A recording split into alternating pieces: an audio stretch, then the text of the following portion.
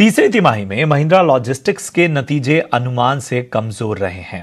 आय में 5% की बढ़ोतरी हुई तो 1 करोड़ मुनाफे के मुकाबले 17 करोड़ का घाटा रहा। साथ ही मार्जिन में भी दबाव रहा। नतीजों और आउटलुक पर चर्चा के लिए हमारे साथ हैं कंपनी के एमडी और सीईओ राम प्रवीण स्वामीनाथन जी। राम प्रवीण जी, बहुत बहुत स्वागत आपका ईटी नाउ स्वदेश में। और हम लार्जली जब नंबर को देखते हैं तो ये अनुमान से काफी नीचे रहे हैं, तो क्या वजह है इस अंडर परफॉर्मेंस के पीछे, और रेवेन्यू और मार्जिन पर भी नजरिया दीजिए। और क्या ये मॉडरेशन जो है डिमांड में, ये हम चौथी तिमाही में भी इसके संकेत देख रहे हैं? क्या इस तरह की स्थितियां जारी रह सकती हैं? अगर आप तीसरे क्वार्टर का रिजल्ट देखेंगे तो हमारा रेवेन्यू ग्रोथ लगभग 5% था ऑन ईयर बेसिस, और वो शायद रीजनेबली अच्छा था मार्केट कंडीशंस में।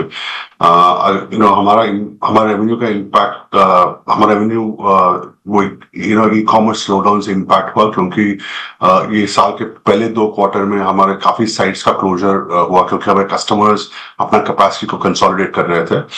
अब आप देखेंगे उसके बावजूद हमारा वॉल्यूम और रेवेन्यू 5% ग्रोथ हुआ क्वार्टर में। अगर आप आगे देखेंगे तो हमें यकीन है कि ऑर्डर इनटेक एक क्वार्टर बहुत अच्छा था, जो हमने 23-24 नए लोगोस और कस्टमर्स को ऐड किया है क्वार्टर में, और उसके भरोसे हमें यकीन है कि अगले 2 क्वार्टर में रेवेन्यू ग्रोथ वापस डबल डिजिट लेवल्स में आ जाएगा। अर्निंग्स की तरफ देखेंगे तो अर्निंग्स में ज्यादातर हमारा रिविगो एक्विजिशन का इम्पैक्ट था। अगर वो एक्विजिशन आप निकाल देंगे और सीजनल इम्पैक्ट निकालेंगे, कुछ बिजनेस जैसे मोबिलिटी और ई-कॉम में वो सीजनल इम्पैक्ट निकालेंगे, तो एक्चुअली अर्निंग्स काफी स्टेबल थे सभी बिजनेस में। और जैसे हमारे रिविगो एक्विजिशन का ऑप्टिमाइजेशन फर्दर होगा, ये अर्निंग्स को और बढ़ना चाहिए कमिंग क्वार्टर्स। बिल्कुल। सब आपसे ये भी समझना चाहेंगे कि क्या ट्रेड में इस वक्त जिस तरीके से हम ग्लोबल टेंशन देख रहे हैं, हेडविंड्स देख रहे हैं, आने वाले समय में फ्रेट फॉरवर्डिंग कारोबार में कुछ असर देख रहे हैं आप? आई थिंक ज्यादातर फ्रेट फॉरवर्डिंग में इंडस्ट्री जो डाउनटर्न हुआ है, स्पेशली प्राइसिंग में, वो पिछले 3-4 क्वार्टर में हमने सबने देखा है, और अभी मोरलेस अभी स्टेबलाइज हो गया है। यहाँ से हमें हमारा एक्सपेक्टेशन है कि प्राइस और ज्यादा कम नहीं होगा, और वॉल्यूम्स बढ़ना चाहिए। ये क्वार्टर में हमारा अगर आप सेकेंड क्वार्टर के कंपैरिजन में देखेंगे तो थर्ड क्वार्टर में रेवेन्यू 10% 11% बढ़ा, क्योंकि हमारा वॉल्यूम ग्रोथ उसको ड्राइव कर रहा है। अभी Q4 में और इम्प्रूवमेंट होना चाहिए, क्योंकि अभी हम चाइनीज न्यू ईयर आ रहा है, और ये रेड सी क्राइसिस के कारण कुछ लेन्स और कुछ ज्योग्राफीज में प्राइसेस एक्चुअली बढ़ गए हैं। तो ओवरऑल हमारे एस्टिमेट में अभी ज्यादा अपसाइड है, ज्यादा इंप्रूवमेंट की गुंजाइश रखते हैं ये मार्केट में और ये सेगमेंट में ऑन गोइंग, अगर आप अगले 2-3 क्वार्टर में देखेंगे। बिल्कुल सर, एक चीज और बताइए कि अब हम ओवरऑल ग्रोथ आउटलुक पर अगर आपका नजरिया जानना चाहें आपके इस पूरे कारोबार में, तो वो क्या होगा? और एक इंपॉर्टेंट चीज ये कि आपकी इस पूरे कारोबार में ग्रोथ के अहम पॉइंट्स क्या हैं, किसकी वजह से जो है वो ग्रोथ को आगे आप बेहतर देख रहे हैं, और कौन से सेगमेंट ऐसे हैं जो ज्यादा मजबूत जो है वो ग्रोथ दिखा रहे हैं? जैसे मैंने पहले बताया था कि ये क्वार्टर में हमें इम्पैक्ट वो कस्टमर चर्न जो हम बोलते हैं उसके इम्पैक्ट हुआ था, क्योंकि ई-कॉम स्पेशली में और 1-2 अदर अकाउंट्स में हमने वो कंसोलिडेशन का इम्पैक्ट देखा था, जो कस्टमर्स ने हमारे फर्स्ट और सेकेंड क्वार्टर में दिखाया था।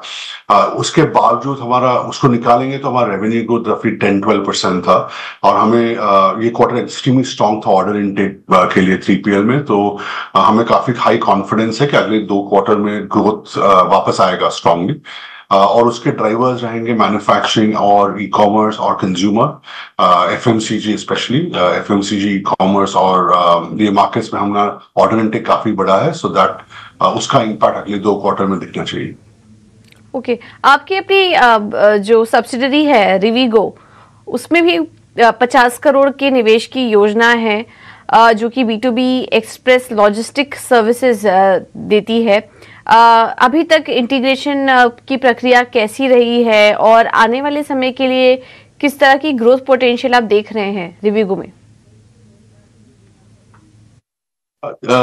जो B2B एक्सप्रेस या पार्सल बिजनेस है वो मार्केट, अगर आप लॉजिस्टिक्स देखेंगे तो अपने आप में काफी हाई ग्रोथ सेगमेंट है और उसका अर्निंग्स और लॉन्ग टर्म पोटेंशियल इज काफी अच्छा है। उसके ऊपर हमारा स्ट्रैटेजी है कि हम इंटीग्रेटेड सॉल्यूशंस प्रोवाइड करें कस्टमर्स को, जो हम एंड टू एंड उनका लॉजिस्टिक्स का के लिए सॉल्यूशन दे सकते हैं। तो ये एक्विजिशन जो हमने पिछले साल किया था वो उस मायने बहुत इंपॉर्टेंस रखता है।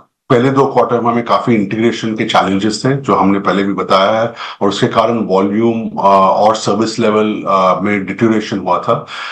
अब अगर अभी हमने काफी इंप्रूवमेंट्स किए हैं, अभी सर्विस लेवल्स हिस्टोरिकल लेवल से अच्छे हैं, राइट, और उसके कारण हम वॉल्यूम ग्रोथ भी वापस आ रहा है। ये क्वार्टर में 10 to 11% ग्रोथ हुआ और रेवेन्यू में, और बोथ तो EBITDA और प्रॉफिट्स में इम्प्रूवमेंट हुआ क्वार्टर में।